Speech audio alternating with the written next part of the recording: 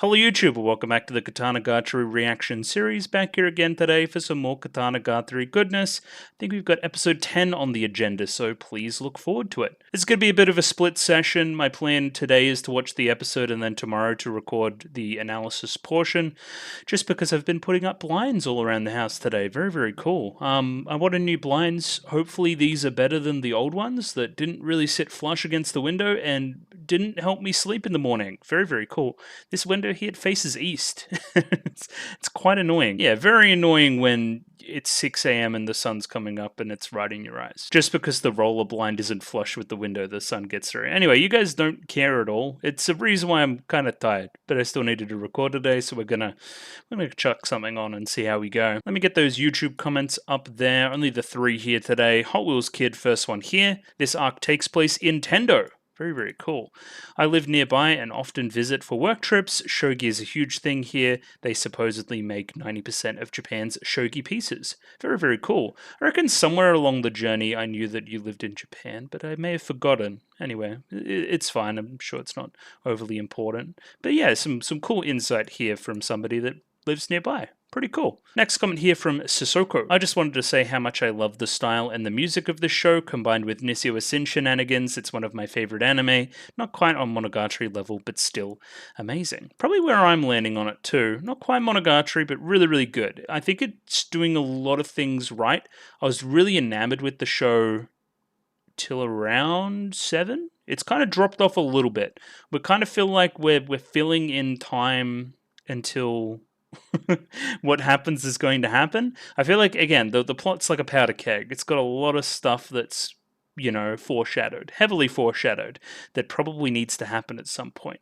I'm just kind of waiting for us to get there. Hopefully, now with 3 episodes left, we're going to be doing some of the stuff that we've been setting up. Just to be a little bit more specific, I'm thinking overall conflict with Princess Haite. It's been set up for a long time. I'm thinking overall conflict between Shichika and Togame, been set up for a very long time.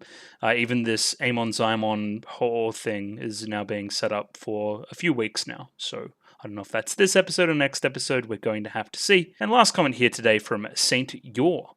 Thanks for the video once again. This episode had a notable difference in animation and direction from the rest of the series. There were some standout transitions and cuts. I agree. Particularly in the characterful department, I thought Togame was a star last week. Just really shone through the episode. That's the correct wording there. Yeah, she was cute. It did its job. Yeah, it's a pretty well directed show. Shout out to White Fox. Either way, we got a bit of an indicator at the end of last week about where we're going. We're going to see Togame's parents, wherever that is, and whatever that may mean, considering what we know about her father. I don't know the legitimacy of those claims, but we'll see. There's a small person, and they're going to take us on some kind of journey. That's my understanding of what's happening here. I'm sure they shouted at the location we're going to as well at some point, which I have forgotten. What swords do we have left? We have Dokuto Meki, which I believe is in the possession of Ho at the moment. We have the 2 guns, which Amon Zaimon has at the moment, but is also the property of Princess Haite by kind of proxy.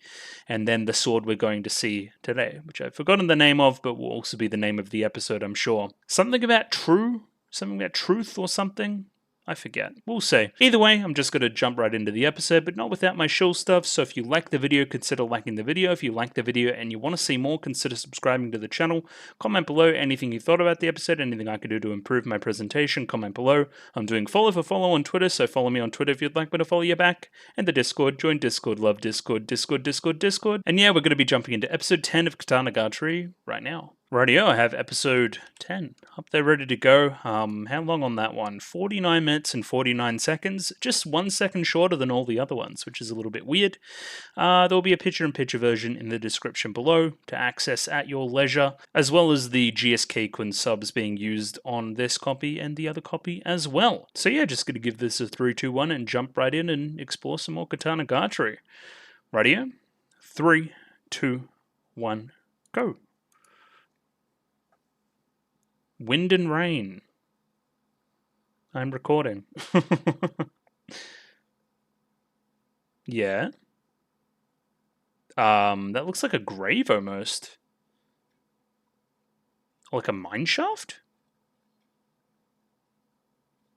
What are we doing?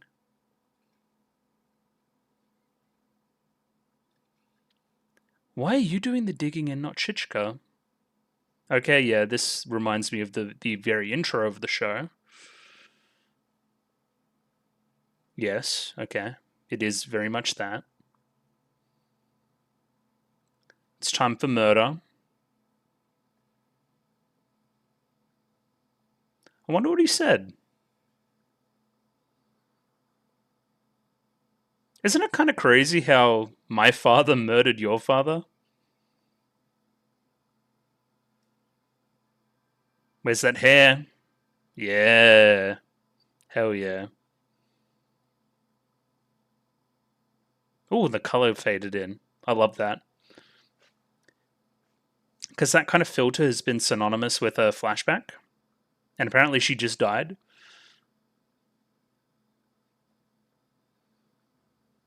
Alright, thoughts on why we're digging a grave? Or digging a well?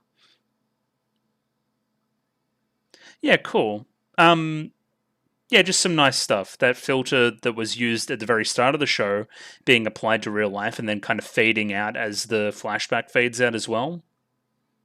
Yeah, good stuff. Seems like we're going to be diving into a lot of the Togame family baggagey stuff, which again was the expectation of the episode as well.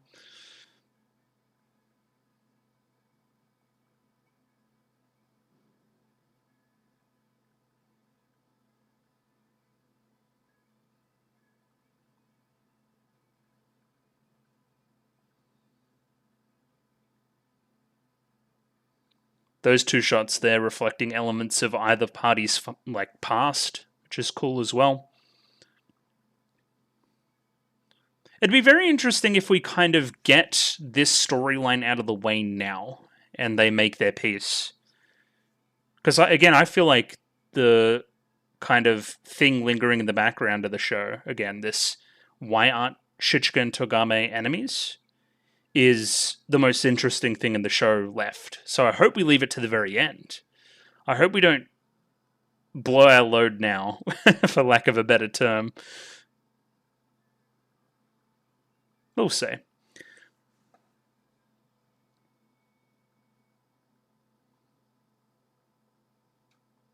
That is Seto Hakari, scales the true. True. Alright, is this continuing from where we left off? Show me a hole in the ground, please. It is. Okay. Togame, explain yourself, please. Look, he's been a good boy. I was thinking we maybe skipped ahead in the episode. True. This is true. Oh, now we're flashing back, are we? When Oshu Higaki Rin.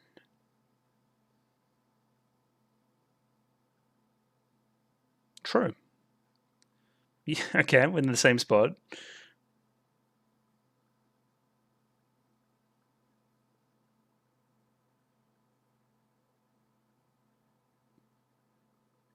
That's pretty grim. Yeah. If anything's going to bring up this plot point, then, you know.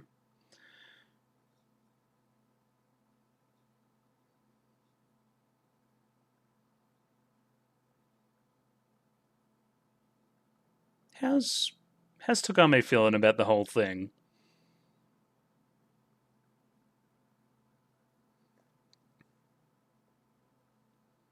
I feel like a joke's building up or something.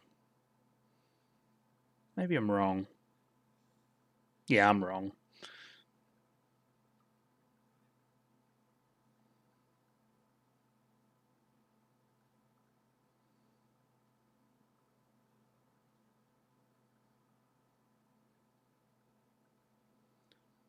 I see. Also visiting my parents. Gotcha.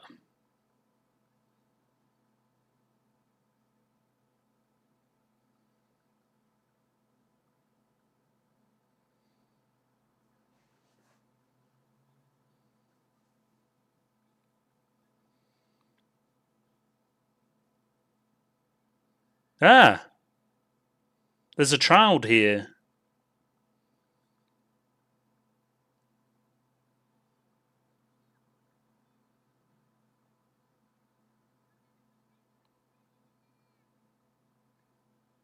Nissio, a sin-ass character.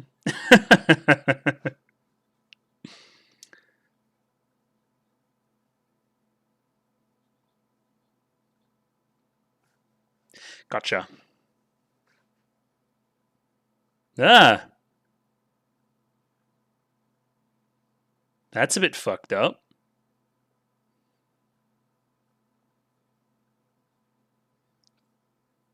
True.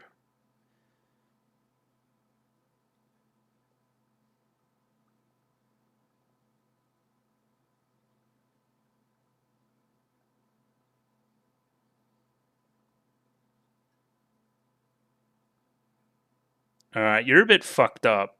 Okay. Literal wizard, magic person. Alright. And then, of course, as you dig deeper and deeper, yeah, gotcha. But I'm saying, are these dreams, like, they're your dreams, or these dreams being implanted by Old Maid as well? Watch for that. Because he has shown he can change his form.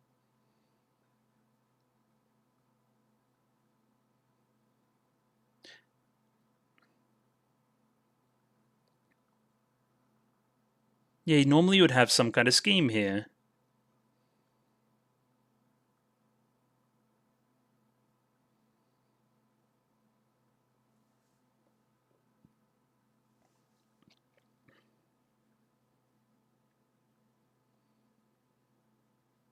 He's being, like, honest with his emotions. No, he's trying to be vulnerable and stuff. He's trying to talk it out.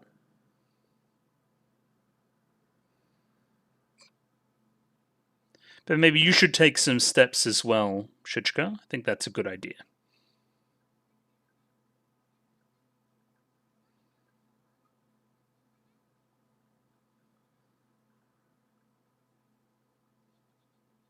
Yeah, that laugh, bro.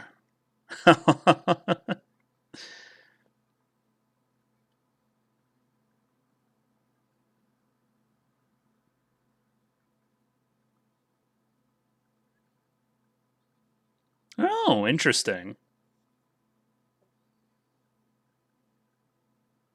Older than time itself.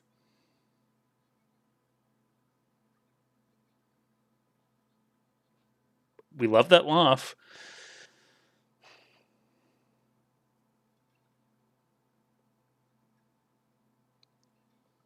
Yeah, right now it's almost Tagame is being very straightforward in the way that Shichika would be very straightforward, and not approaching it with as much tact as she generally does. There is an emotional reason as to why.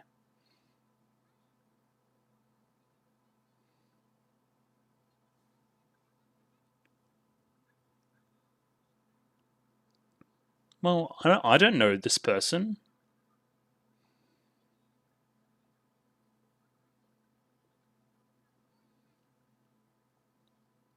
What do you mean by that?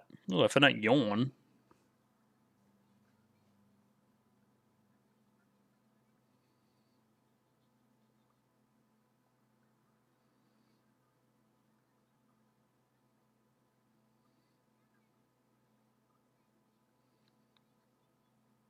Whatever you say. But it's very personal. Oh, don't get me started with Nisiwasin and mirrors as well.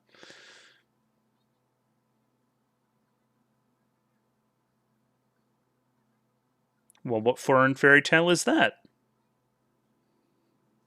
Ojo-sama? Mirror, mirror on the wall? Yeah, I know of it, yes.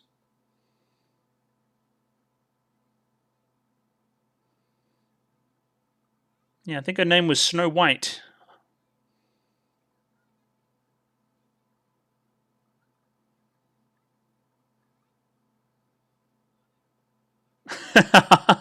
No, it's a metaphor.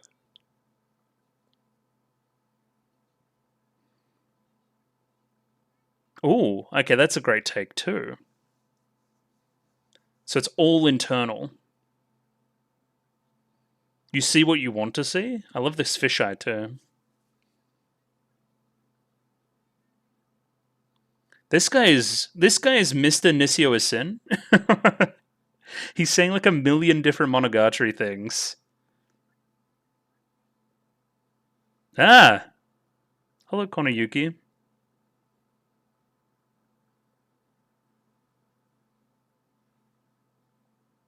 And then that's Nanami. And that's what they showed in the preview. Oh, sup?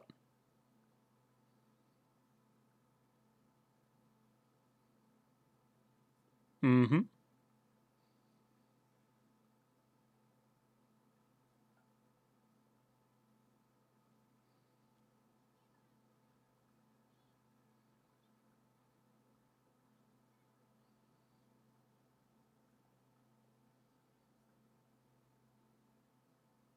Yeah, that's what I was gonna say. It is a sore spot for sure. Interesting. I was wondering in the moment if he actually did feel this way. So it's good that this is coming back.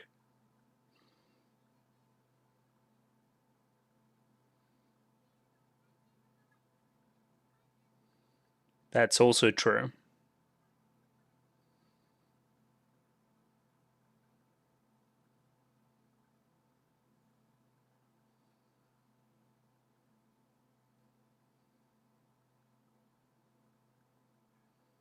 She's getting her reps in for sure.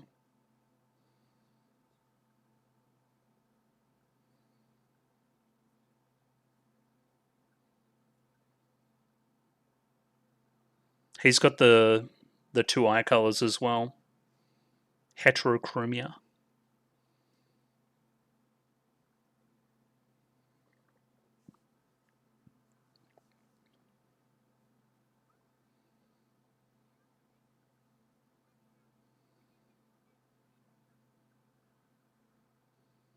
Mm-hmm.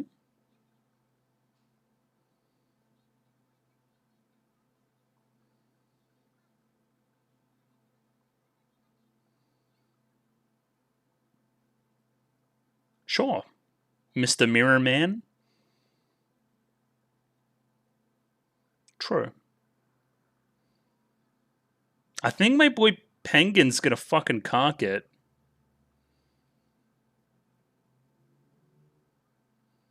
Oh, okay, we're converging on that point.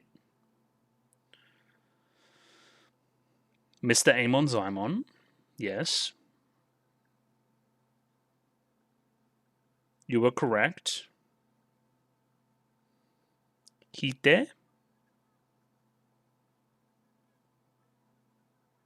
I think you do.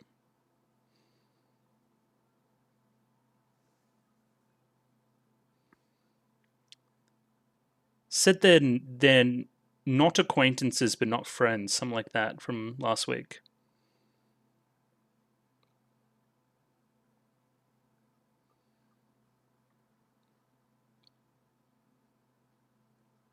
Hmm, we'll see.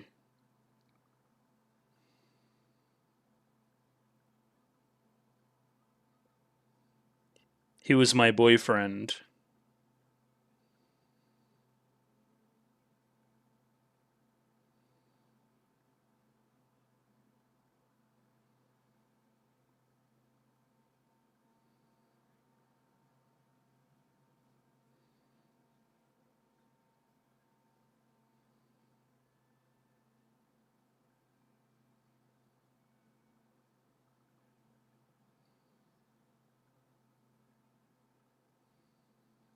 Soundtrack's been really good this episode so far too.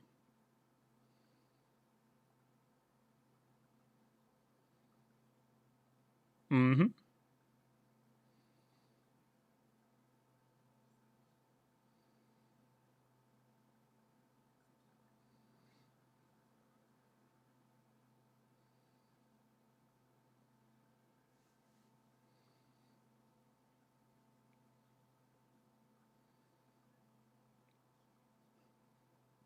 Bane?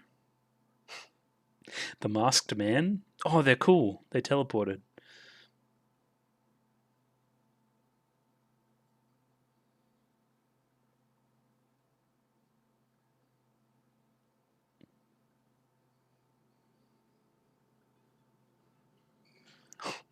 Jump scared. Oh, I am kinda. I can't do anything. He's got a stand?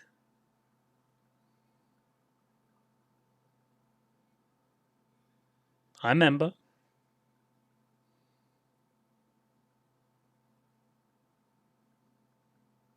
Okay. Flashback.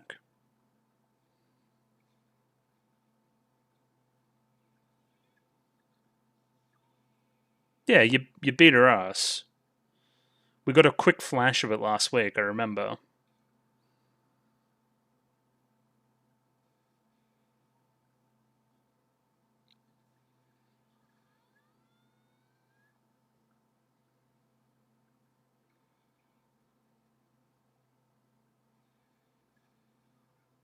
They're animating the fuck out of this. The music's very good again, too.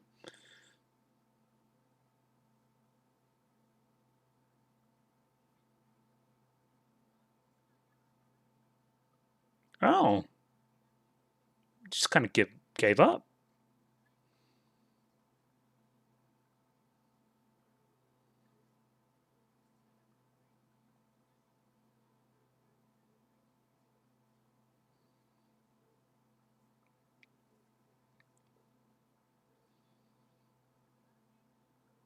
Okay.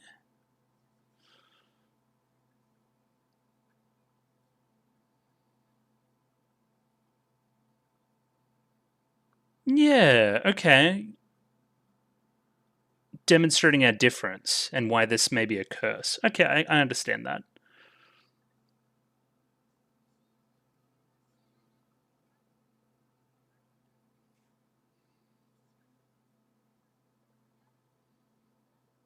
It is what it is.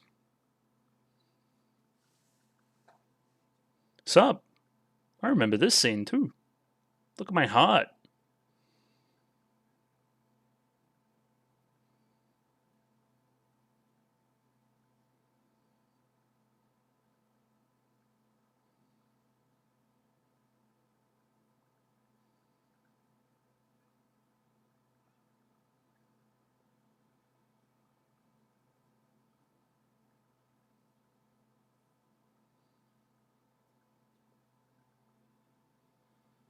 A reminder of your own mortality too, if you don't play by their rules. Or your rules, I guess.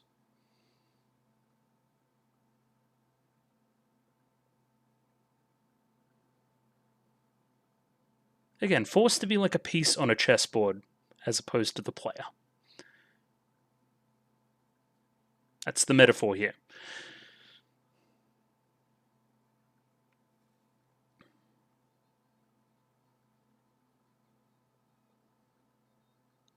Was that like they're holding like a standee that? Yeah, that's great.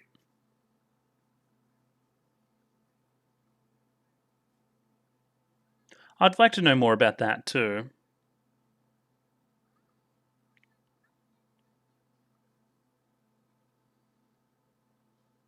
Yeah, that's interesting.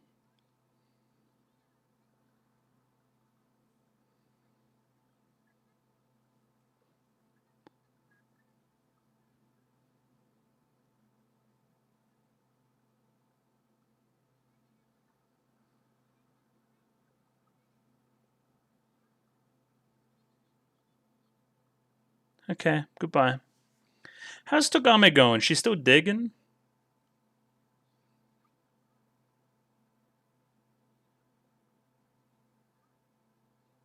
Haha!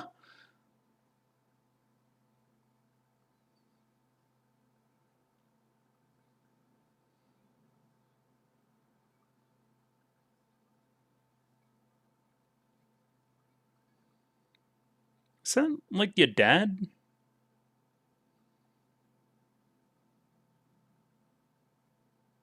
Okay. As long as you're happy, Togame, that's all I care about.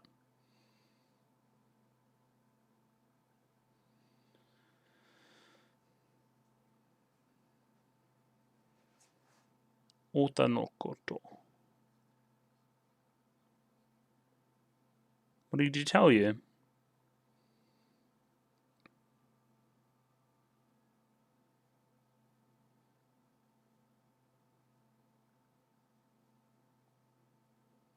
Okay. Wonder what he told you. Very curious. You're correct. It's true.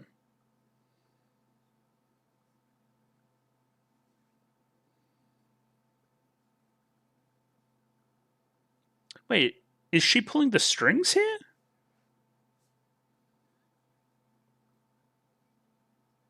Alright. I wonder who did that. Wait, no, Kiki did that, right?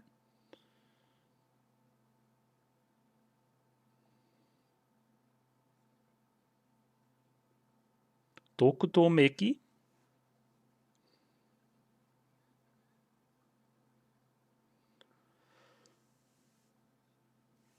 You did fine.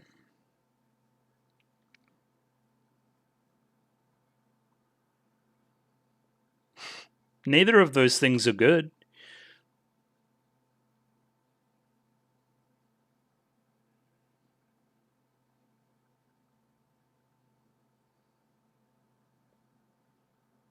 Avengers Assemble?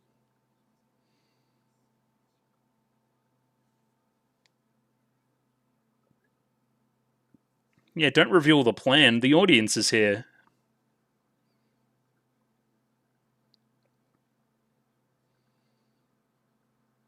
I don't know, are you?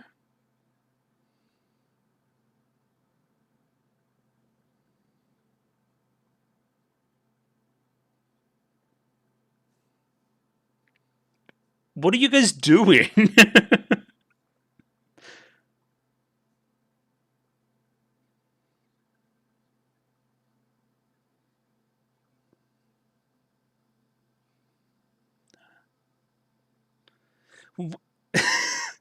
This scene's insane.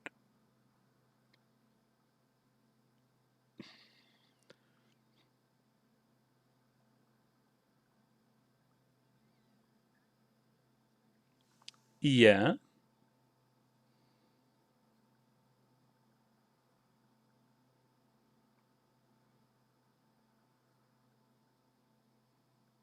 I remember that, I think. No, no. Oh, did they actually come back here? Gotcha.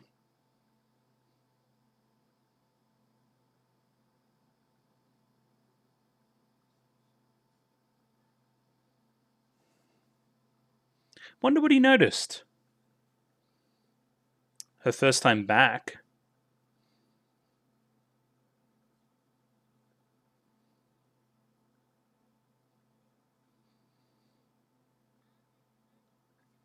Damn, you're kind of mean. And he loves it.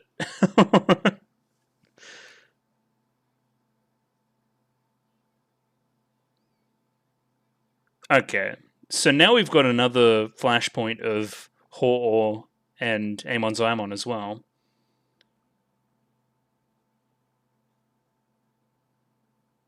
I mean, I know Togame's history, and I've got a pretty good indicator of Haite's now too. Interesting.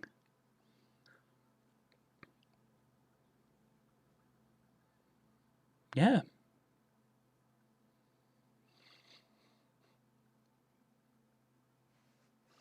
Oh no, you didn't ask. How far down are we now? Not even close to 30 meters, I don't think.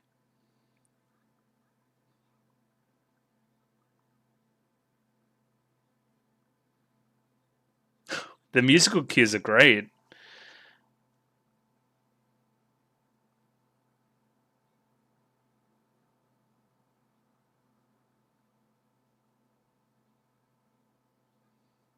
I don't think I can.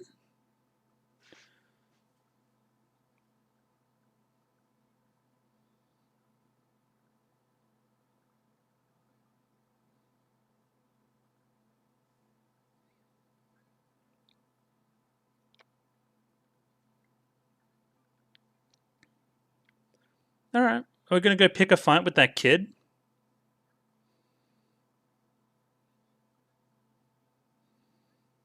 I don't think this is gonna go well, chat room. I don't think that this is this is the point in the episode where this should have happened.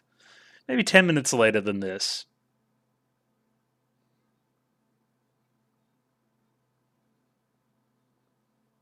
Huh? That's very specific too.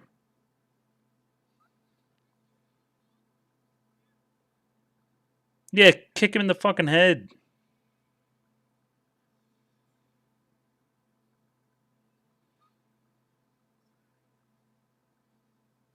You're getting dropped on your neck.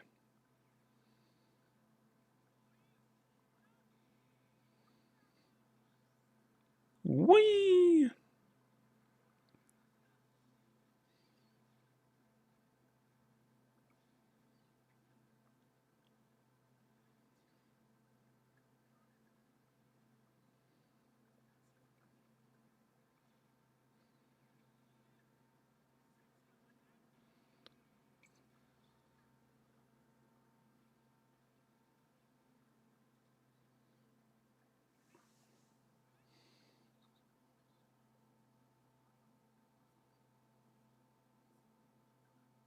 The eyes are fucked.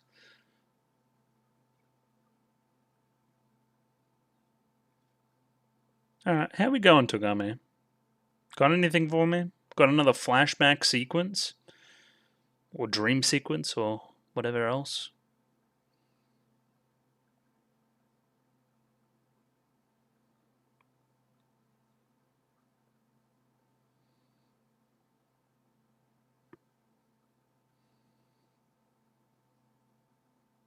Oh.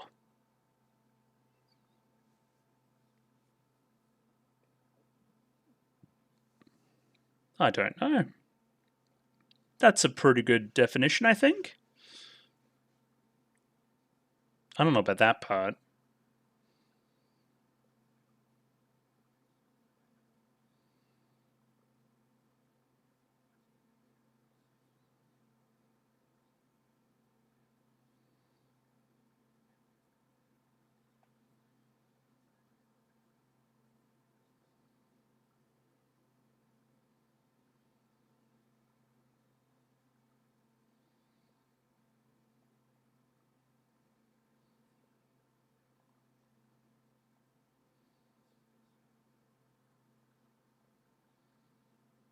Okay.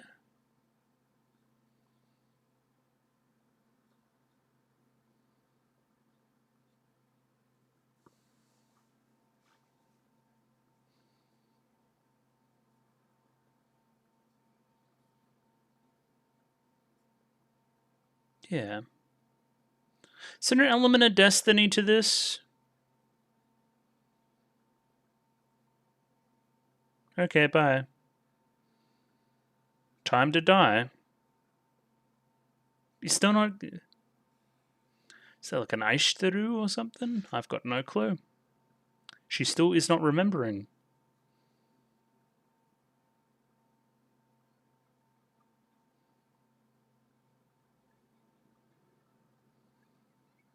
Well, maybe the exact thing that you're meant to remember right now.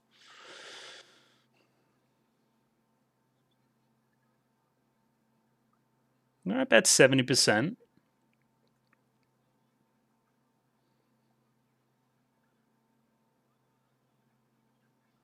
Yeah, say the catchphrase, that'll work.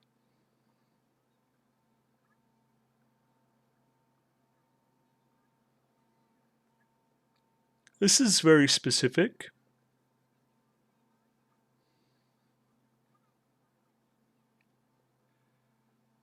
So counter strike, right? You gotta wait for them to throw a strike.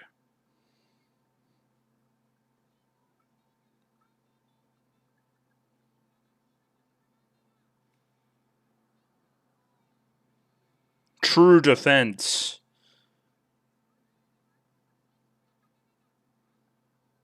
Yeah, like the mirror metaphor.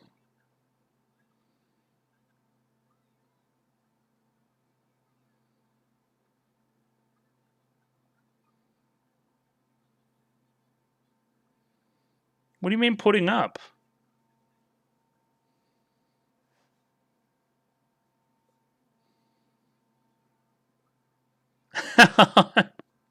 Came right in and said it.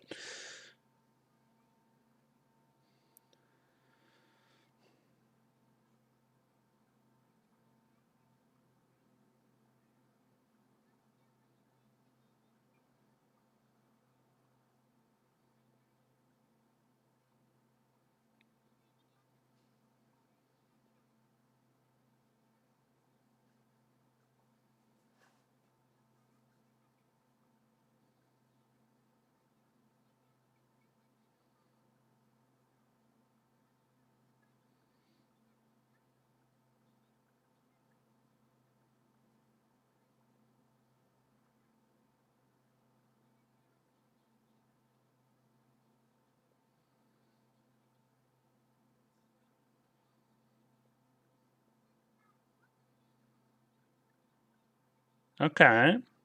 The truth, huh?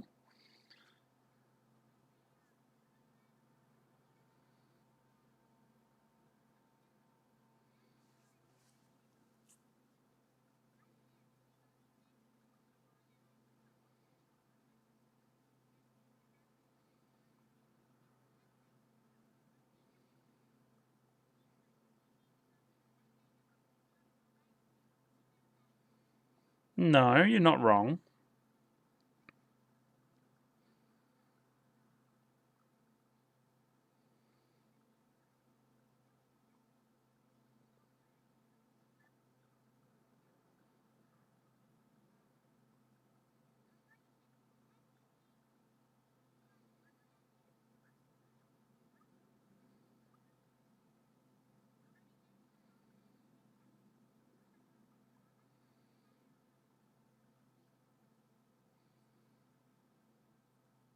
Intriguing.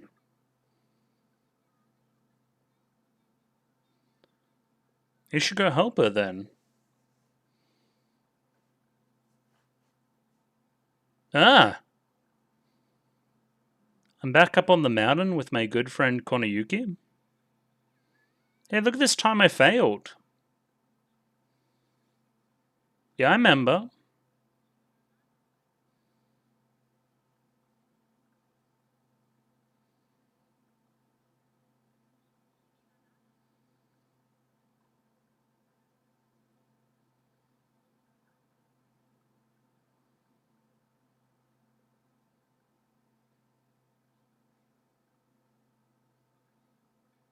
Yeah. Is that the right thing? I'm very happy I had a lot of these questions very early in the show. I mean, they make it pretty obvious.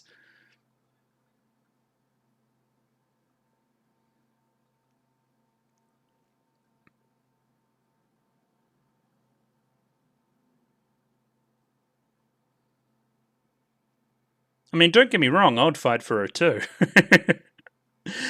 But you should have these conversations with yourself.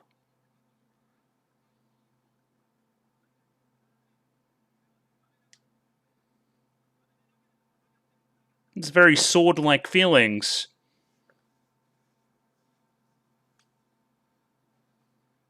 He's shattering the illusion? I thought he just landed on her. I would support the neck. That's a pretty good thing to start with.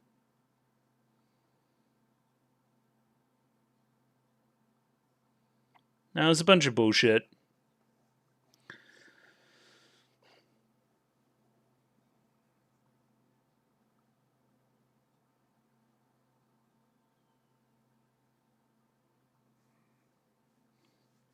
It's one way to not die. I'll give you that.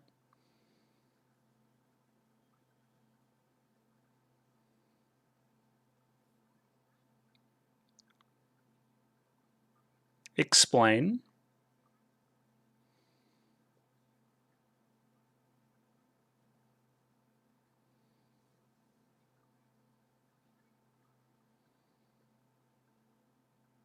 What?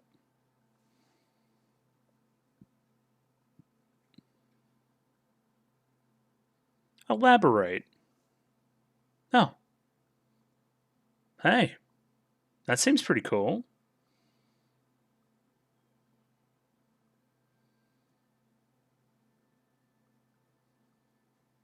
Thanks, fake dad. He said the word, though.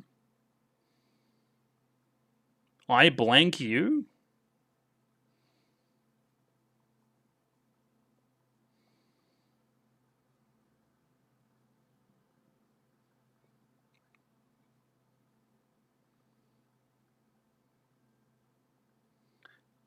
And that's the thing you didn't want to remember? That's nice. I guess it is an emotional, vulnerable point, especially for somebody very young. I'll give you that. That's just a sheath, though.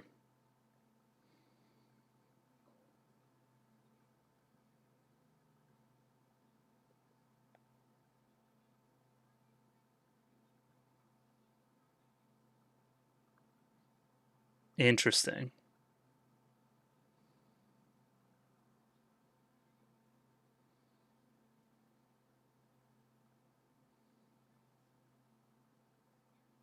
Defensive mindset, too. And there's probably some Japanese language stuff there to watch out for.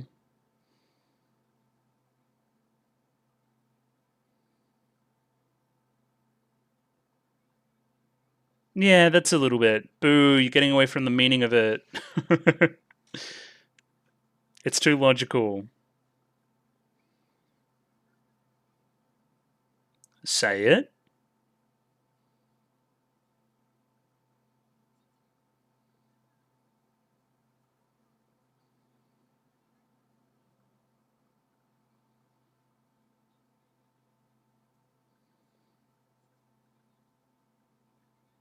Oh my god, she said it.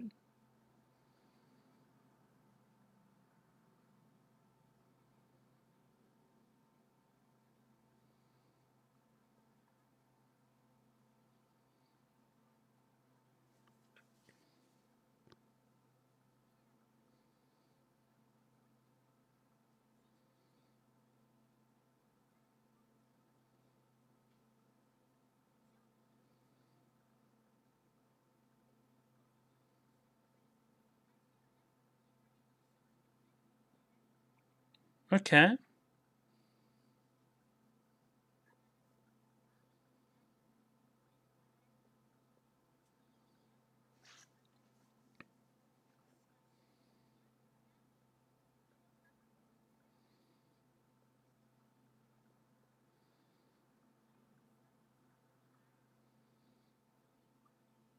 Okay. She's gone crazy. Also, I'm not stupid. I saw Amon Zymon in the back there.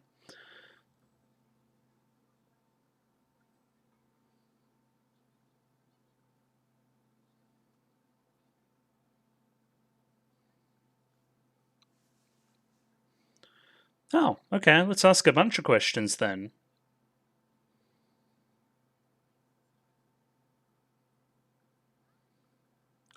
Denying kind of guy.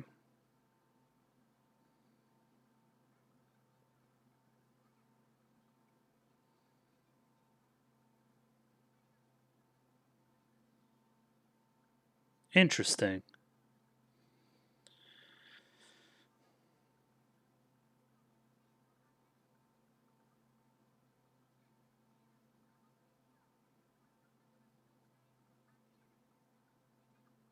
Mm,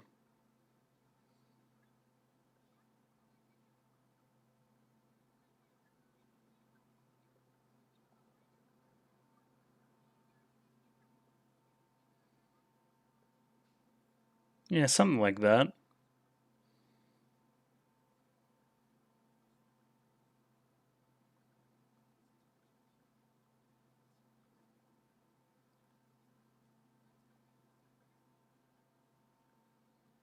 Huh. Whoa.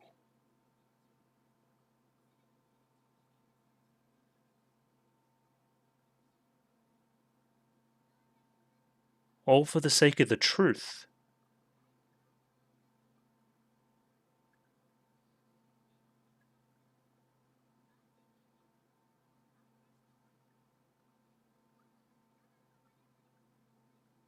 What do you mean?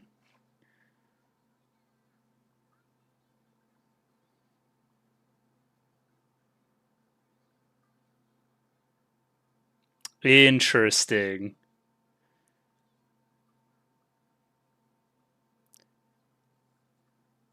Yeah, that's a reveal. Oh shit. Yeah, the clan. I forget that, but sure.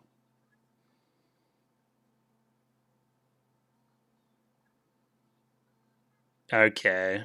Shut up.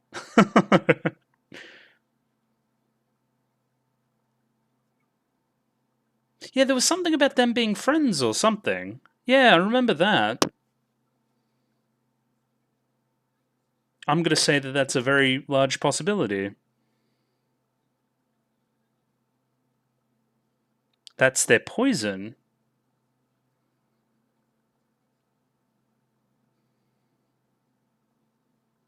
I learned a lot too.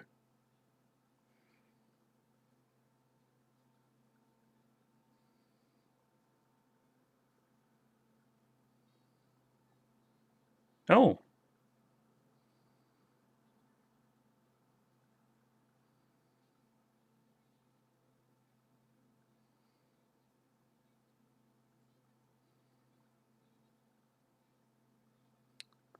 I don't think you do.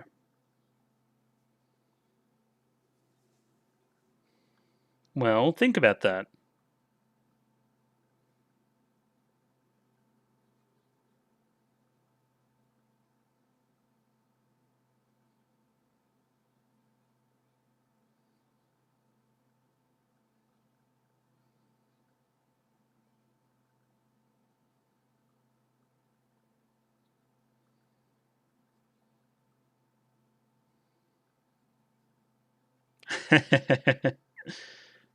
Say the words.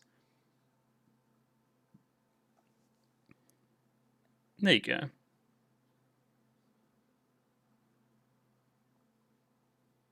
But you did.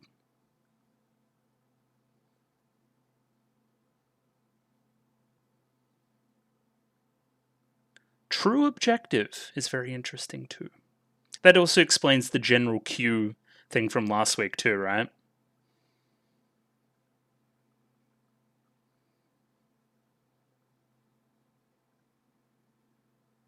Because he probably didn't know about the Kyotoru connection.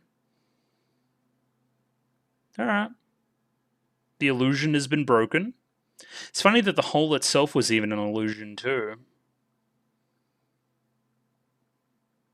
Yeah, cool. Alright, that was... Yeah, I'll have my work cut out for me tomorrow for sure. No, there's still more. Yeah, speak on that. I want to hear some more about that.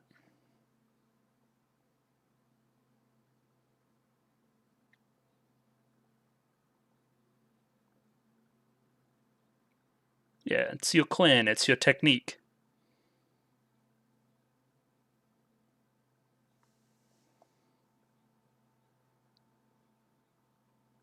True.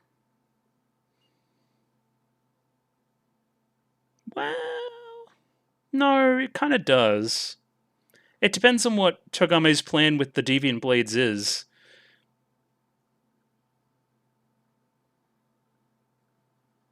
I agree. That is the poison.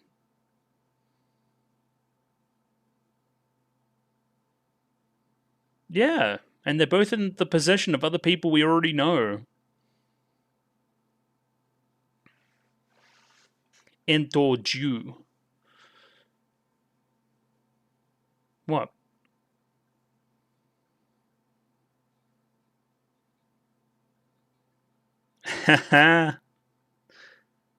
I don't think he's going to show up again. What about my good friend Ho? Where is he? Dewa.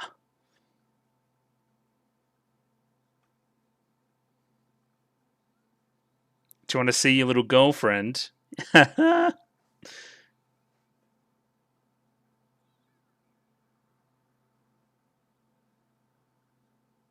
it's cute. Sometimes.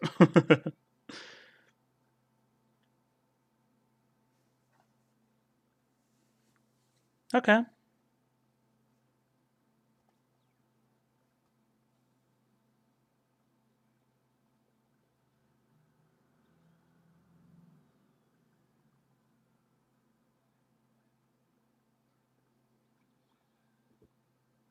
He's so clueless.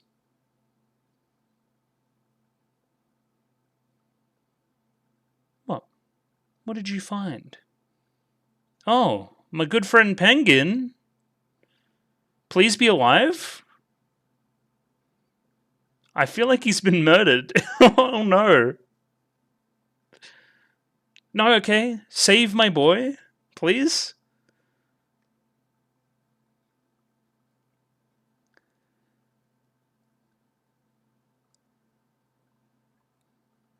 Who used the sword?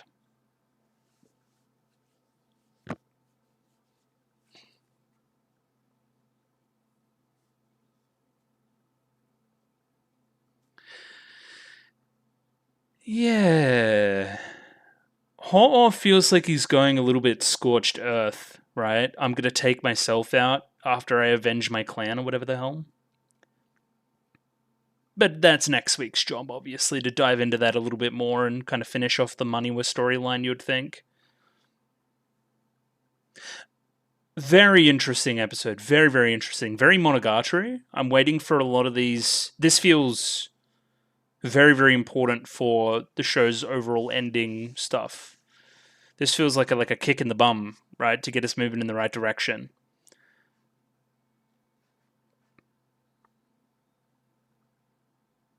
Really challenging Shichika's mindset, challenging Togame a little bit too to relive her past and find some things out. The kind of combination of knowledge between Shichika and Togame helping here as well. Like only upon learning that he fought really defensively did it occur to her to think that way as well whilst digging, which led to the finding of the sword sheath, I guess.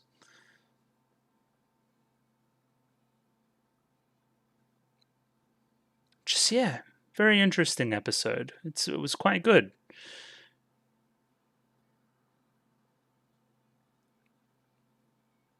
Hite means deny? Yo. Also, yeah, Princess, she was like going crazy, like saying like, "I'm totally not a descendant of Kiki," and I'm like, why would you say that? All right. Yeah, it doesn't look good for my boy.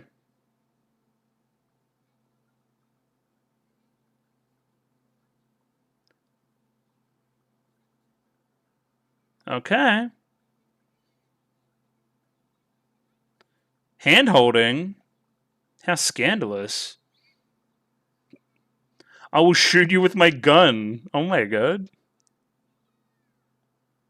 Double Cheerio? Hell yeah. Um, yeah, fucking Amon Zyman's got to pull up and shoot Togame in the head. That's next episode.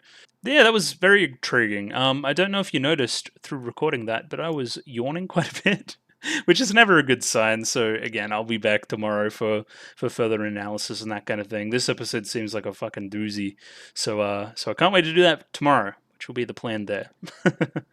So see you then. But it was a good episode. And we're back. It's the next day. I've did a little bit of research on some stuff.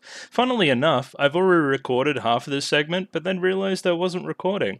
The thing about recording a YouTube video is that you gotta click record, otherwise it doesn't really record. So yeah, just a heads up for any aspiring video makers out there. Click record, it's pretty good. Either way, we're going to kind of speed through the first half of the episode as a result, considering I've already got my thoughts pretty solidly together about it. So it's good for you guys. You guys will already kind of, you'll get the best version of these points instead of me kind of just navel gazing about them for ages, which I tend to do. Either way, let's get up this. Hello, Jisho, or fucking Japanese dictionary thing. I've got a bunch of kanji here. I couldn't find any words matching this specific one because it's split into two. This is the sword Seito Hakari, this word in particular meaning Seito, which is the kanji for sincerity, admonish, warn, prohibit, truth, fidelity.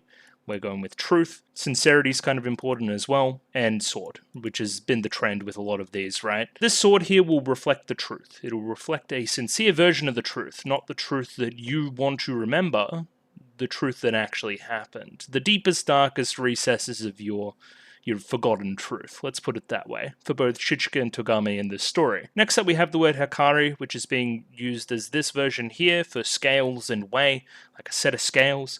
We're kind of weighing up your version of the truth with our actual version of the truth and seeing what's heavier, right? Maybe a little bit of that Monogatari weight metaphor. This whole section reminds me a lot of Zoku Owari Monogatari as well, just probably with less stuff going on, because Monogatari, that's the last portion that we see up to this point. So of course it's got a whole lot more build up into it. Next up we have the name for Higaki Rin, who is the kind of sword keeper this episode, I guess. The holy man. So this here is Rin, or Rinne, Rin, we're going to say Rin, meaning Samsara, meaning the cycle of life, cycle of death and rebirth, if I can read, being reborn, reincarnation, or yeah, samsara. So reincarnation, being reborn, this cycle idea, different versions of myself, makes a whole lot of sense, even some kind of immortality to that. Again, this person has been alive for 350 years. Kiki himself gave one of the swords to this person, so, like, I mean... The name makes sense here in a way that kind of Japanese names do in this vein. Next up we have Higaki, right? And it's a bit of a weird one. I just copied this from the wiki. I don't know what the tree part is about. Something in my brain is telling me kanji for tree and family name, something like that, but that could be incorrect. Instead, we've got two separate kind of kanji here, but if you put them together, you get this word here, right? This as Higa, sure. Self and others, this and that, both sides, oneself and one's opponent, adding to this kind of mirror metaphor I'm seeing, right? I exist as myself, you exist as yourself, but also as myself, I exist as two different people as well, both he and I. There's two sides to me. Yeah, pretty interesting names this episode for sure. None of the other names in the episode were particularly new, so I didn't feel the need to look them up. Instead, we've got our geographical portion here, right? So last episode we were in Tendo, which is around here somewhere. Yeah, Tendo, Holo Tendo. That was where the shogi was had. And up here is Oshu, where this episode is taking place. Very, very cool. As you can see, not a great movement in the grand scale of the Japanese country, you know what I mean.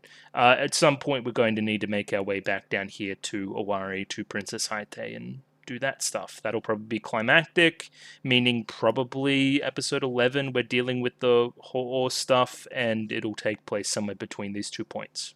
That's my broad prediction. The episode starts with this filter over it indicating a flashback. We start with Togame digging a big fucking hole. I said she was digging a grave, which isn't that far from the truth. We zoom into our eye there, we zoom into our eye here, and we kind of witness the kind of first scene of the show, where her father is murdered by the current Kyotoru. Matsue, something like that. This will become very important for Togame this episode, kind of these final words that he says to her through the door there. Kind of facing this fact, facing this thing in the recesses of her memory that she doesn't particularly want to remember. A point of vulnerability, perhaps. There's also some interesting notes here that I made during the episode, like, why do her eyes change color? Why does she have heterochromia? Why did he have heterochromia? Why did her hair change color the way it did? Will these have answers to them? Maybe. Does it involve the blades? Maybe. Either way, Togame is digging hole and then kind of passes out. She's done pretty well up to this point, but now we're going to flash forward to see why she's actually doing this. So we framed the start of the episode as a flash forward and flash back as a result. This particular location is also called Hyakejo, which I think is rolling around in the memory somewhere as, you know, the castle location of where Togame used to live, right? The castle that burnt down. This kind of remaining piece of grass here, all muddy and withered, like the withered remains of the castle, remains a pretty good metaphor. Also sets up the vegetation theme and a little bit of contrast between this and the kind of oasis setting where Higaki Rin will do most of their business. Obviously a pretty impacting scene for Togame, right? Like essentially on the location where her family died, where the most traumatic experience of her life took place, where the motivation for her part of the story started. We were also sent here to see an holy man. We it is revealed later in the episode through their meeting with Haite that she kind of sent them here to get this sword. So she kind of pulling the strings in that regard a little bit. It remains to be seen. We still need to learn some origin stuff about Haite, which we're lampshading during this episode at points. Shichika looks down at this flower. Togame remarks that Higaki Rin is here, just hidden from us, and lo and behold, we meet with Higaki Rin very quickly. Higaki Rin has two forms, and one of the first questions is this how I appear to you? It is. This is Shichika's form of Higaki Rin. It's a very interesting one, we'll go into it, but essentially I'm seeing a combination of Koniyuki, of Kuguchi, of his sister, and of Meisai. Like a combination of those four characters is making this character here what Shichika sees in this moment as this is the things that he needs to confront. Acting like a mirror, these are the things in the recesses of the mind that Shichika must face. In a similar way, Higaki Rin turns to Togame and instantly forms into the form of her father, right? The symbolization of the recesses that she needs to face, right? Particularly this line that was said to her as she died, the thing that she's tried to forget. Immediately, this form tells her to dig a hole. It's 30 meters underground right there, so get digging. Now, this exists as a larger metaphor for the episode, right? Like, Togame is not using her strengths right now. She's brute forcing it. She doesn't want to think about it. She doesn't want to use that strategian brain of hers on this at all. She just wants to brute force it and get the sword and get out of here. Again, not wanting to face these emotions. As soon as she stops for a second, remembers what she needs to remember, and kind of gets that piece of information from Shichika about the defensive nature of the sword, then she is able to see it. We say this pretty explicitly here with Shichika. Whatever happened to your schemes? Normally you would have a scheme to trick Higaki Rin or negotiate or something like that. Higaki Rin is essentially forcing Togame to not use her sword as well. You have to do this by yourself. Like, it's right, she's not thinking. She's not thinking about the easiest way to get through this. She's acting a lot like Shichika. She's acting a lot like a sword. She's just doing what she's told.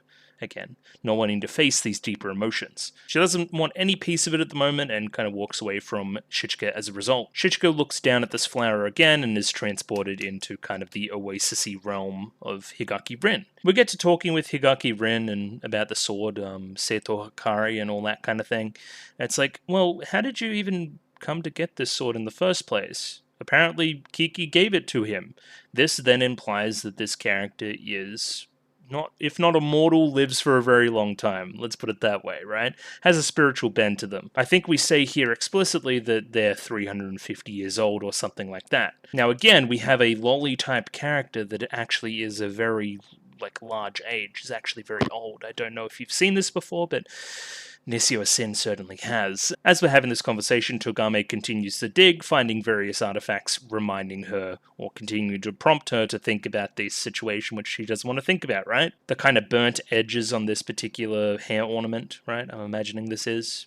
Yeah, reminding her of her past. Shichika has the feeling that he's seen Higaki Rin before, but that's only natural considering what Rin's form is made up of. We say it explicitly here, I'm a projection of your memory, right? A true perception based on true memories, hence the name of the sword. A holy man here exists as somewhat of a mirror to the people, to get at their emotions, the things that make a particular person insecure. If we're going to pause for a second and skip ahead, what makes Shichika insecure, right? Well, three of them make sense. Again, this is a combination of Koniyuki, of his sister, of Kiguchi, and of Meisai, right? There's an odd one out there, right? Three of these people, right, the first three I said, are represented by parties that have beaten him in battle, right? I'm seeing this as the sword part of Shichika's brain. Swords don't want to be beaten. And he's been beaten by these three people and it causes him some amount of insecurity. He isn't the strongest, he isn't the best sword. That sucks. I don't like that. Each of them for their own reason, of course. Koniyuki's was a little bit of a fluke based on strength.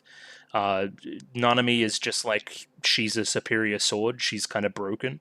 And the Kiguchi one was based on a certain rule set, right? But he was also hampered by his curse, which I think is the interesting point there.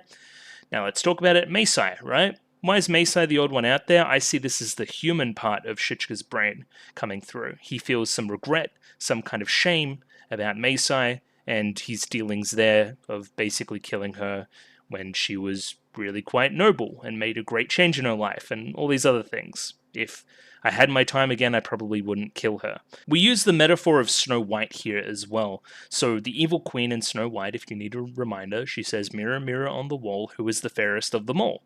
And then the mirror displays Snow White. That makes her mad. She turns into a witch. She poisons Snow White with an apple. There's some dwarves there involved at some point. She's only awoken by true love's kiss and all this other stuff, right? Great early fairy tale, that kind of thing, right? I'm not familiar with the source material, but is what they're saying correct? Is it actually a metaphor for vanity and not being happy with what you have and insecurity and stuff? The queen's insecurity ultimately led her to destroy her own image, her own beauty, in order to get back at somebody. Revenge is bad, be happy with what you have. Is that the metaphor of the story there? But either way, if we apply this to this particular situation, the queen's mirror, it kind of revealed the true perception of herself.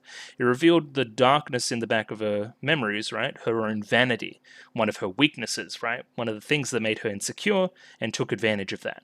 Much like that mirror is this mirror here in Higaki Rin. We get this fisheye lens as we continue to discover this through Kyotoru. I'm going to reflect these similar insecurities back at you. Because the truth is, the instant you saw me, you gave me this form that is this combination of all these different people, as I've said already. We say it explicitly here, Shichika feels some amount of regret and guilt around Tsuruga Meisai. That's the reason why she's being included in this set of 4. People often change their memories to whatever is comfortable. That will not work with Higaki Rin.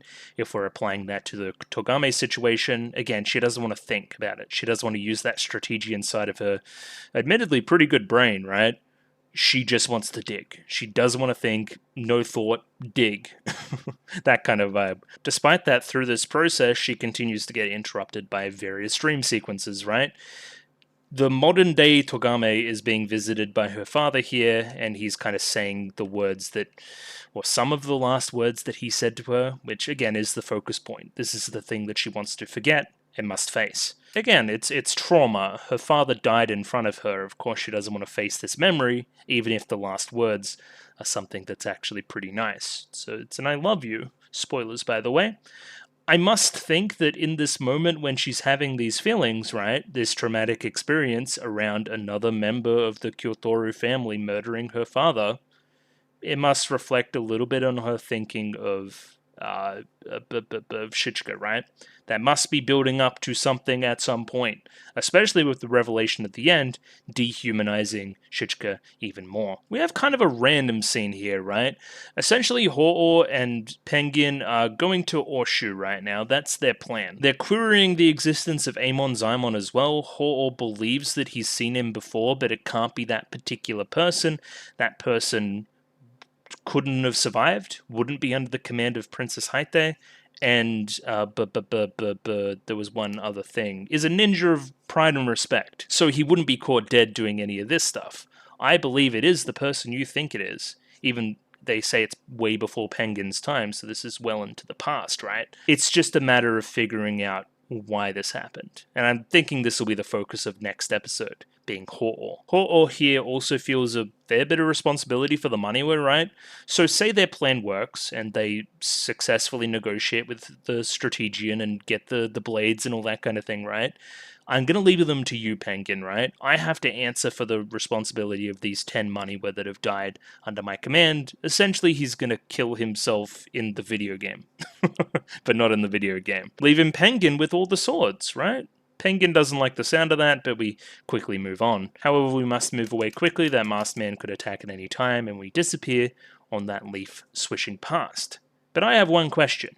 So, we know that Amon Zaimon is using guns, right? And the end of the episode, we see Penguin has a wound from a sword. Thoughts? Ho-Oh is the only one that has a sword left, right? And that sword is known to be the most poisonous. Would that happen to the point where he would attack his own man? Penguin does say, save Ho-Oh, right? Save Ho-Oh from the sword, rather than save him from Amon Zaimon or anybody else, right?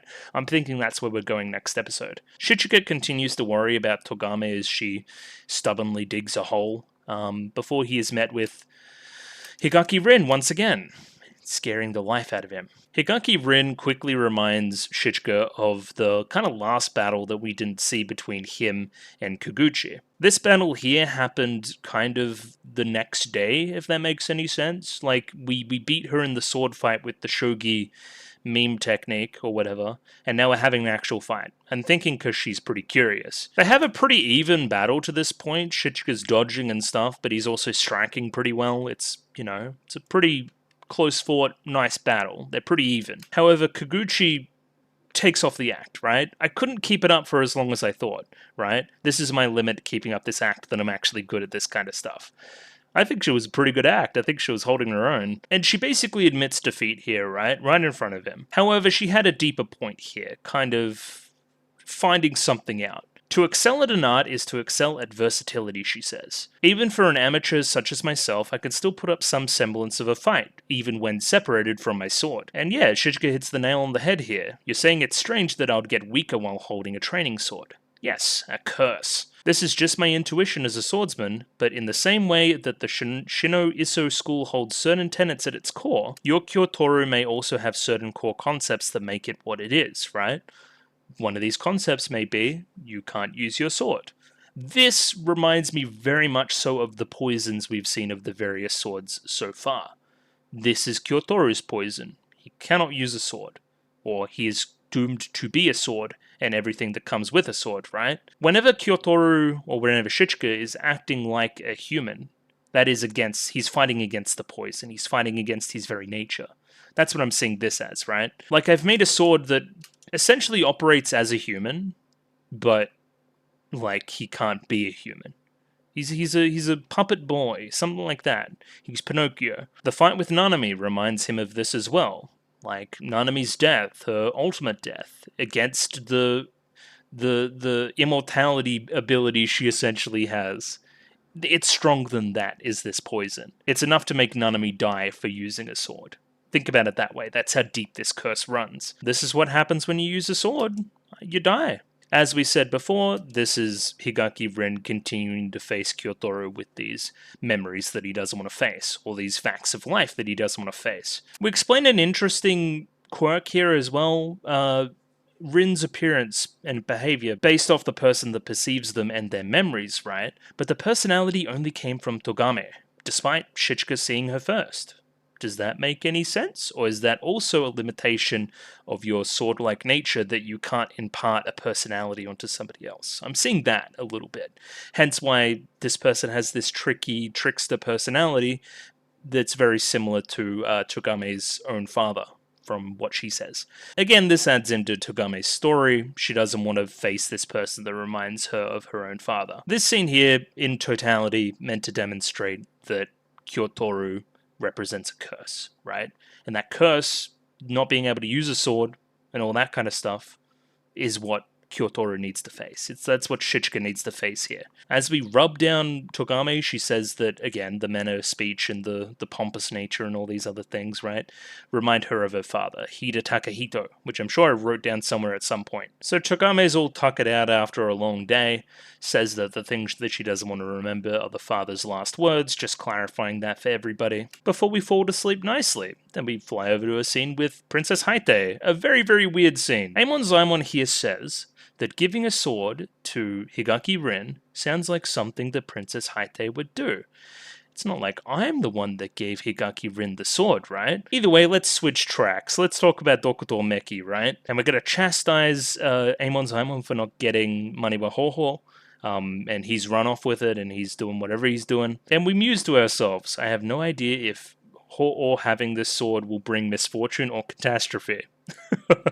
I'm thinking the omens are pretty bad. Amon Zaimon here says that if, the strategian gets that final sword, Seto Hikari, right, and has it in her possession, then the stage will be set for the reuniting of all the blades. The fulfillment of your ultimate desire is at hand. Keep this one in the back pocket. I'm thinking that overall our plan here, the whole time, has been kind of working for Princess Haite, right? And then she's going to storm in at the last second and steal all the swords. Something like that. And we're not even, pretending anymore. I don't know who might be listening, so refrain from saying careless things. Like, maybe the audience would be listening to us basically laying out the evil plan right now. Like, she even kind of looked at the camera there. The way you put it, it almost sounds like I'm the descendant of the legendary swordsmith Shikazaki Kiki who ruled over the Sengoku era. That wouldn't be correct. This is crazy talk. This is some absolute Monogatari bullshit. This is some fucking Suki Monogatari shit. It's like, you're not meant to tell me that in a story. Very, very cool. This is the most Nishio-sin shit. Like, that's not true at all. There's no reason for me to say that. Of course you're not by no means Shikazaki Kiki's descendant. Like, Amon Zaimon repeating the entire phrase. We flash back to 10 days ago. There was an initial meeting here between Princess Haite and Togame Shichika. She essentially tells them the location of Seto Hikari, and Shichika's hand moves weirdly, right? Like, I don't know if we're gonna spot it very well here. Like there. Right there, just flinches a little bit on the name Higaki Rin, is it? Princess Haite is also bemused that it's her first time in Oshu. She's part of the army, so wouldn't she be familiar with that area? Even though that she said it was her first time there? Is she hiding something? Yeah, she hasn't told everybody that she's the daughter of Hida Takahito, right? So, Amon Zaimon, I want you to go and investigate, right? I want you to see what this connection is between what Shichika did in that room when we told him about the thing, and also why she's being weird about Oshu as a location, right? So, I'm gonna send you out on this thing. He also fucking loves being debased. He's a little pervert. So go do some scouting. That's what we see at the end of the episode when all the revelations are happening. We see that Amon Zaimon's just standing there and hears everything. The day of the showdown of the Strategian and Haite is fast approaching, right? These two people whose names and origins are unknown. We go back and see Shichika and Togame here. We're feeding her rice and water because she can't do it herself, apparently. And we essentially catch Togame up on all the lore stuff, as well as telling her that she needs to remember something that she doesn't want to remember, and that's how we're going to get out of this situation. And here's where we bring it up, right? Do you intend to fight Higaki Rin? It's like, I don't really have a reason to, because the sword's down here. I'm not fighting him for the sword, so why? As a result, we get the okay from Togame. Basically, you're free to fight him. You go for it if you want to do that. Tell me all the information, do all that kind of stuff. And yeah, now Shichika's gonna go toe-to-toe with a holy man, right? I'm gonna let you know ahead of time that I am weaker than you. This is true. You have a technique based on ultimate defense, essentially, right? You are technically weaker, your attack power is lower, but also your defense is at a point where you're not going to lose to Kyotaro, right? Essentially, his defense is also running away. He's very good at that. Or her defense, again, it's unclear. Their defense, let's say that. As we continue to fight, just loads and loads of dodges and feints and blocks and stuff. A very, very hittable face as well on Higaki Ren. But dodging with expertise and holding out their hands behind their back. Like, they know what they're doing. This look here is kind of demented. I really don't like the laugh as well. It's kind of like this old guy in the body of a child. That's the kind of vibe I'm getting. It's very weird. We interrupt that fight for Togame to have another little sequence here. She must face the part of herself that she doesn't remember, that she wants to forget. And we get to talking about history. History is the proof that humans lived, says Hida Takahito, right? This history here, right, this proof that people lived and lived to their utmost, is very different than how it should have been, right? Than how I saw it in my head. I spent much time trying to correct that history, but now my time is over. At this point, I've conveyed to you all that I needed to, so we'll part here. Hide yourself here. If history goes according to how I imagined, you will not die. Even though the samurai code says I should kill you, I believe that you will survive this, right? Even for correcting history, that is one thing I cannot do, for I love you, right? I'm not going to do what my code tells me to do. And again, the last thing he says, essentially, I love you. Daisuki, I believe, is the word missing from memory. Aishiteru, one of the two. It's, I love you. I love you, daughter. I didn't kill you, even though my code said I should. And I want to preserve you for history. And if history goes how I think it's going to go, then you're going to get out of this and everything's going to be okay. There's some element of destiny to what she must do now, that being Togame, even if she forgot the exact wording of it. As she continues to dig, she continues to remember this thing, not wanting to remember it any further, not wanting to dig any further, not wanting to dig further into the history. You see what I mean? It's pretty clever. Archaeology moment. As that's happening, Shichika continues to fight, but to no avail. He's essentially getting beaten in every turn. We see the division of strength here is divided between offense and defense for Shichika, even though technically you're at a 10, I'm at a 7, but my 7 is focused entirely on defense, as I've said. Seto Hikari's focus as a Deviant Blade is Seto Boe, meaning true defense. We calm down here and we start to talk about why I'm doing the things you're doing. Fighting a holy man would be a good experience for you, right? You may learn something from fighting me, but you have nothing in the fighting department to learn, essentially. Any experience in fighting you get would only make you unhappy, right? Is this truly what you want? If your experience with her over the past year has taught you anything, it should have taught you that. Like, Togame takes fighting too far. It's almost like the concept of life itself is a fight for her. So, why do you continue to follow her the way you do? Like, why do you follow her then? Because you fell for her? The way I see it, your feelings aren't anything like that of love. And again, I'm only reflecting back the things you don't want to think about. So maybe this has been a thought in Shichika's head the entire time. I have no idea what Togame's objective is, but I can tell you it's not something worth sacrificing herself for, much less others. So why do you continue to kill for her, right? You continue to rob people of their life all across this journey, right? It's all over when you die, and you took this away from all these people, up to and including Meisai, who is part of my perception right now, or my visage right now, because of your perception. Hikari means scales. You need to consider what you're doing right now and how it relates to everything around you, and how that may be weighed up in the end. Shichika gets an indicator from Higaki Rin that Togame's in trouble, and that we should discuss what we've learnt here with her. But as he runs away to try to escape this dream sequence, he runs into a different one, right? Where he has to fight Konoyuki again. And of course, the same thing happens, right? He gets hurt. Why do you fight? We pan back to that conversation with Meisai, right? What do you fight for? What is your motivation? And yeah, I fight for Togame. That's the reason I killed you, right? From the day I met Togame and pan through kind of montage of all these things, these are the reasons I fell for it. That's the reason why I'm doing the things I'm doing. But forget love, forget falling for somebody. If it weren't for her, I wouldn't fight at all. So she gives me purpose, and that's why I continue to do it? Is that part of the curse? Because that doesn't sound like a great reason. Forget love, forget her. She give me purpose. She give me command. I am robot boy, so I must accomplish thing. This shatters all the illusions, shatters all the kind of wooden pieces that make up this illusion as well, and he jumps down and helps Togame. She immediately asks, like, how was the fight? Well, it wasn't really a fight, all he did was run, right? And this is revelatory for Togame, right? So, Seto Boe, a defensive technique, a fight is an agreement between two parties, so if your opponent abandons the fight, you can't win. It's like, nah, that's not true. This finally prompts her to use her strategian brain again, right? There's a big problem with that kind of defensive strategy, that amount of passivity, right? What are we even fighting for? Think about it. So if this person's running away, and we're fighting for object, then why don't we just take object? Because they're running away. Like, they don't want to fight for the object. And then, upon realizing this, we find object. That's pretty clever too. I like that a lot. And then upon learning this, upon thinking about this herself, she excitedly explains this to Shichika, but then, oh, this is what I need to do as well. The exact moment I stop thinking about life as a fight, as something to be accomplished, as... Because the sword's running away. Higaki Rin's running away, right? So why don't I just find the sword that they're hiding?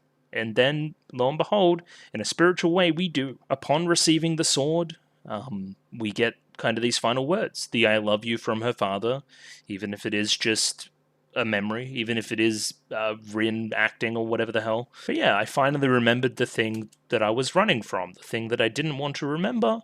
I faced it, I stopped running away, or stopped chasing the person that was running away, and found what I needed to find. This episode is really fucking good. I don't know if you guys know that or not, but it's really, really good. Yeah, this is Nisio Asin putting his whole Nisio Isusi into this. He's like, yeah, this is some really, really good shit. Part of Higaki Rin's plan here as well, it was to present the riddle through Shichika, right? Because you copied a lot of your personality from Togame. Like, she would probably figure it out pretty quickly if she just faced you, but she didn't. Let's do it through Shichika, and that'll get us a better chance of doing things, right? What we didn't think about was communication, and they're pretty good at communicating with each other, so they did that. But even if you continue to dig with that offensive mindset, would you still think that this hilt here would have been the sword? No, I probably wouldn't have, right? It was Shichika saying that it was a pure defensive technique that led me to think of this. Seto Hikari is a scale, right? It doesn't cut. It's a sword that cuts oneself, tests oneself, and knows oneself. That's why it's bladeless. And applause, you figured out my little riddle. And even if you think about it for a second, katanas don't really, survive underground very long like fossils. So it wouldn't be underground if it was an actual sharp sword that cut. That's another thing that we could have figured out if we were using our heads. Higaki Ren prompts Togame to say exactly who the person was, who is that annoying man that you remind me of. He's my father. I can't tell you his name, though.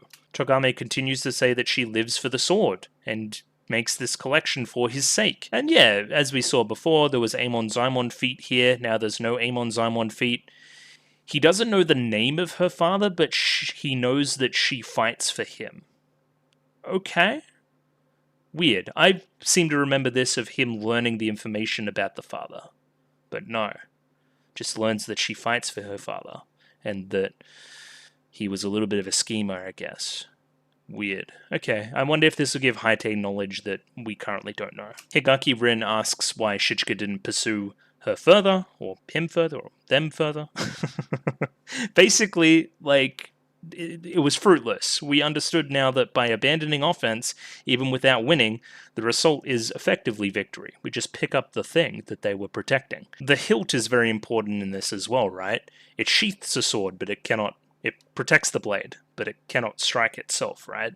That's why the sword is that. It's very much like you. You can't fight, but you protect the sword. Whatever way you can, that kind of vibe. This is really Togame stretching her brain muscle here, right? Her smarts, her strategy and stuff. As she continues to get all this right and figure out what the entire plan was. So here, as we zoom out and we see what this illusion actually is, an illusion, right? It doesn't represent the reality of everything else outside of this situation, outside of this little oasis they're in right now. We ask, hey, what was Kiki actually like? Because I hear that he gave you the sword. He was a denying type of person. A denying type of person. What does that mean? Togame remarks that she might have heard that somewhere before.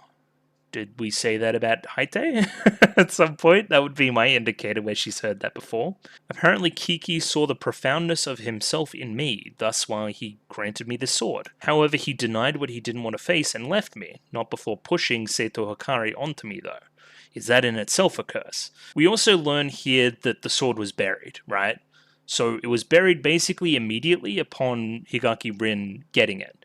So then they built a castle on top of it and then burnt that castle down and turned it into an execution ground. So, does that indicate... Okay, let me break this down. Kyotoru was fighting for the shogunate. Did the shogunate want the sword and thus needed to burn down the castle, and that had more to do with it than the rebellion? Is that what we're implying here? One of the reasons why the castle had to be burnt was because of the sword buried underground? There's a little bit of disappointment here from Togame. I'm not sure I'm correct there, actually. My father distorted history in that way. He kind of said that the sword was buried here after the fact? That doesn't make any sense. I don't understand this. He drew bow against the shogunate for this purpose? What do you mean by that? Was he trying to get his castle burned down for the sake of history? And then putting all that onto you, Togame? Putting all that weight onto you? Yeah, for the sake of history, for the sake of uncovering this sword, making it discoverable, he started the rebellion and led to his own castle and family getting slaughtered and burnt down? Is that what I'm saying? Please explain. Please explain some more. Around that time in particular, he must have felt that the completion of the forging of Shikazaki Kiki's deviant blades was almost at hand. What do you mean by completed? Don't tell me you've been with Yasuri-kun this whole time not knowing, and then I'm like, oh shit. He's one of Kiki's swords. That's probably the biggest revelation of the episode, right? Like, Kyotoru as a technique came from Kiki. It connects pretty well, because it was said that the first person in Kyotoru was actually friends with Kiki or something like that. That was from way back in the day, I remember writing that down. So, yeah, this makes sense. Again, all of the swords that we've seen so far have some kind of poison. I'm seeing the curse that we've been talking about through this episode as the poison of this particular sword. The sword that, as we've perfected making blades, this is the perfected version. Almost a human, but a sword. Almost, right? the ultimate killing machine. That's kind of what Shichika is at the moment to me. There's some kanji bullshit about swordline and bloodline too, very, very cool. And then we get a little bit Monogatari-esque. We just start saying shit. You must throw away objectives for the sake of your objective, right? Because Togami asserts that this whole game, right, this whole, like, forcing a draw without a winner or loser to further your own objective, Rin's objective here, which is to display the truth, like, that was the whole thing here. That's not quite right. You must throw away objectives for the sake of your objective. That's the lesson you need to learn. Ambition, aspirations, vengeance. You must throw aside all these objectives for the sake of your true objective. And what is that? Togame continues to be stubborn here. She's not going to throw away her objective for the objective. She's going to throw away everything else, and apparently that's being stubborn. I'm sure all this will make sense in 2 episodes' time. Either way, we ask Togame to repeat her father's final words. She does, and she walks away, tears in her eyes. She's finally able to face that part, even if not this weird objective bullshit we talked about before as well. And yeah, everything disappears, revealing the field that we saw at the start of the episode. Everything was an illusion, even up to and including the hole, and the tree that we sat under and everything, right? None of that existed. We end the episode with Shichika contemplating his own existence as one of Kiki's blades, looking at his own hand. I seem to remember him looking at his hand after killing Meisai as well, so maybe that's a cool connection too. Shichika here is under the feeling that none of this changes anything. Yeah, you're pretty easygoing. I think it explains a lot of things and forces you to think about a lot of things as well, considering you're the last surviving member as well. Does that add to anything? Maybe. And maybe the fact that I can't use a sword is much like a curse, much like the poison of the swords, that's what I'm saying. But we're celebrating. We're almost within reach of Togame's dream of collecting all the blades. Still, we must collect Dr. Meki and Ento Ju is the guns, right? Either way, we're being cautious because we don't want to deal with that little brat again. Cute little joke about going back through Dewa, right? As we return to the capital, as we return to Owari. Why would we have to do that? You want to see your little friend again? Bringing up the whole jealousy thing from last episode. Of course, we get a Cheerio in the episode as well. We don't have to go through the Shogi town. And yeah, kind of out of nowhere, Shichika asserts that I'm fighting for you, Togame. That's the answer I gave when I was prompted on it by Higaki Rin. And that results in jump for kiss, but then dodge because he's being kind of stupid. But then he finds Penguin fucking dead. But not dead, he's alive, he's just got a big cut in him. As I've said before, he's got a sword wound. I can only think of one sword that would have done that to him. Doesn't matter what happens to Penguin, I want you to save Ho. And yeah, that's how we close out the episode, on that kind of cliffhanger, right? We need to figure out what happened to Ho and Penguin and Amon Zaimon and all that kind of stuff. I was expecting that Amon Zaimon information thing to present a little bit better, to make more sense in retrospect, but it didn't really. Again, we know the history of Togame. They're heavily lampshading the history of Haite, so it'll be interesting to watch. Either way, we've got a unique ED here that I'll read through. Pretending to know nothing, I don't nod. I deny it, my heart that denies it. I don't chase, and maybe this world is just a dream, and is that true? We're very contradictory in the lyrics. We're unsure of reality, but we don't want to ask, but yeah, it's very Higaki Rin coded. I don't say, I don't listen, I don't ask, I don't check. It's invisible, it's endless, it doesn't escape, it's unchanging, it's unchangeable. This almost sounds like it's talking about Shichika and Kyotoru as well. Like, I just do what I'm told, I don't ask. I won't try to rewind all of the future, only things I hate are waiting. Weird. You don't want to look at the actual truth? That fits the themes of the episode too. Those are behind me, nay, nay, deny, deny, deny. The past in front of me, I deny it. Yeah, very, very perfect for the episode, right? And we get a little bit of a preview there. I think Togame's going to get shot in the head with a fucking rifle or something. But other than that, it's, you know, nothing else that we really saw there. There's a bit of Horde, there's a bit of Penguin. Maybe we'll get a flashback to what happened with Penguin. I'm thinking the sword is negatively affecting Horde in a way that may have been anticipated from Amon Zaimon and co. So yeah, that was episode. It's probably one of the best episodes so far. I really, really liked it. I liked it a lot. And I talked about it for way too long. Even twice now. Because, I mean, I've been recording for... Well, I have been recording for an hour and 10 minutes. But I was also recording for half an hour before that as well. Very, very cool. Either way, the lesson of the day is hit record on your software. It's very, very important. Other than that, I'm going to say goodbye and see you next week for more Katanagatari. It continues to be very, very good. So shoutouts to the show, I guess. Shill stuff. So if you like the video, consider liking the video. If you like the video and you want to see more, consider subscribing to the channel. Comment below anything you thought about the episode, anything I could do to improve my presentation. Comment below. I'm doing follow for follow on Twitter, so follow me on Twitter if you'd like me to follow you back. And the Discord. Join Discord, love Discord, Discord. Get them new show recommendations in and all that kind of jazz. Yeah, I'll catch you guys next week for more Katanagatari. I'll catch you later. Goodbye.